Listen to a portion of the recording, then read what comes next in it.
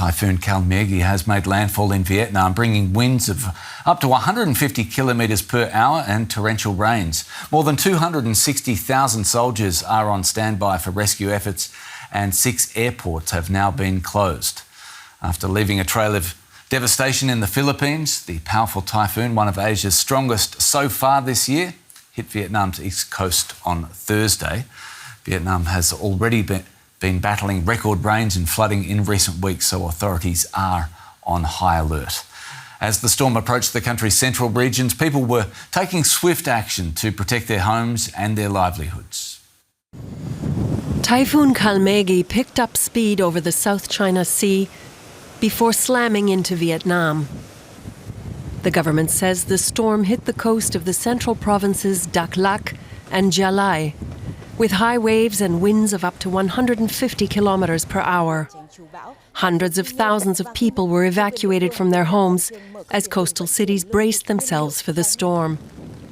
Here in Da Nang, one of Vietnam's most important port cities, fishermen scrambled to secure their vessels before taking shelter. It would be devastating if the storm hit us directly. Even if it misses us, the wind will still be Category 10 strong. That's why we can't take it lightly and are getting ready to protect our boats and our assets. Further south, 3 fishermen were reported missing after their boat was swept away by strong waves. Weather services warned of heavy flooding in low-lying areas and possible landslides as the entire region was lashed with fierce winds and torrential rain. People here are aware of the threat of Storm Kalmaegi, but hopefully Da Nang won't be hit as hard as nearby provinces that are in the center of the storm's path. The local people here are worried, so they haven't let their guard down, and all the boats here are ready to brace the storm. Meanwhile, the storm has wreaked havoc, uprooting trees, tearing off roofs, and shattering glass. Vietnam was also forced to shut down 6 airports, with hundreds of flights affected. Typhoon Kalmaegi is an unusually strong storm for this time of year in the region. Vietnam was already battling serious floods after heavy rains in recent weeks. The government said more than 260,000 soldiers are on standby to help with storm relief.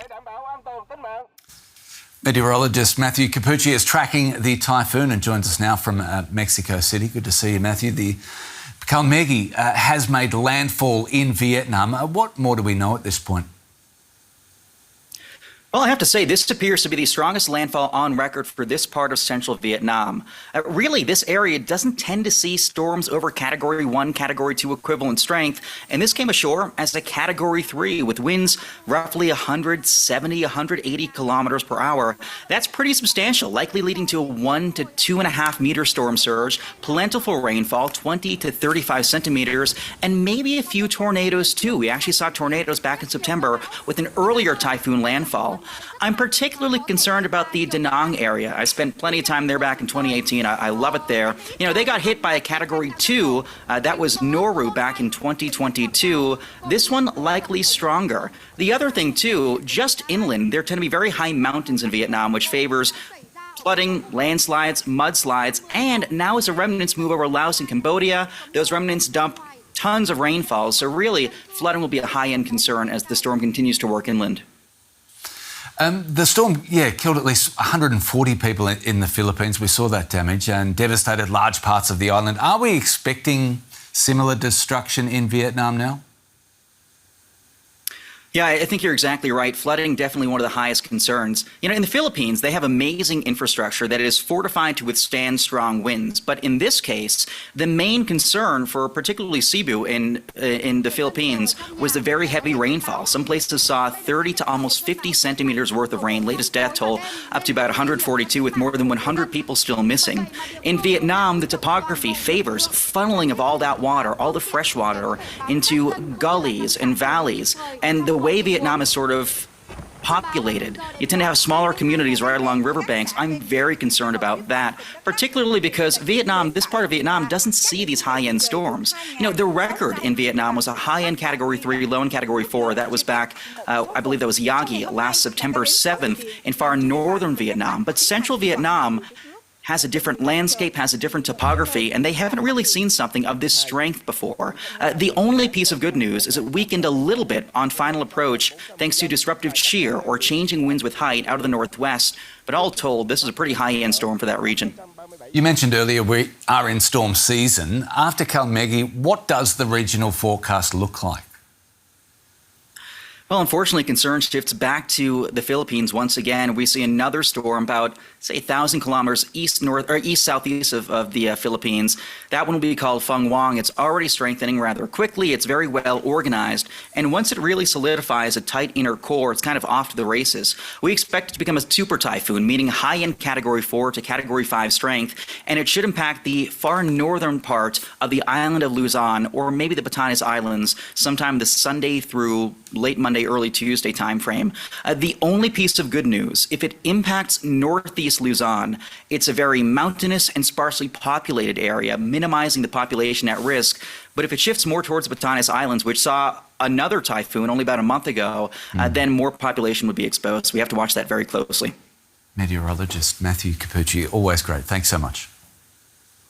Thank you.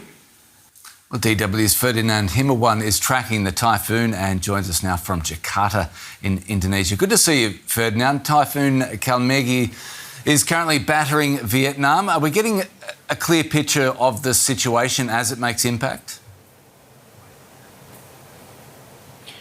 Yeah, the Typhoon Kalmaegi has hit Vietnam last night, and it lasts for 6 hours from 7 p.m. to 1 a.m. local time. And after that, the typhoon get weakened continuously according to weather forecasters. But the typhoon has created widespread damage, including the landfall in Dak Lak and Gia Lai provinces, and also it also impacting heavy rainfalls that causing rising sea levels, flooding in several areas, and numerous houses have been severely damaged. But according to the report this morning, the Typhoon Kalmaegi has been dissipated as it is starting to move away from Vietnam.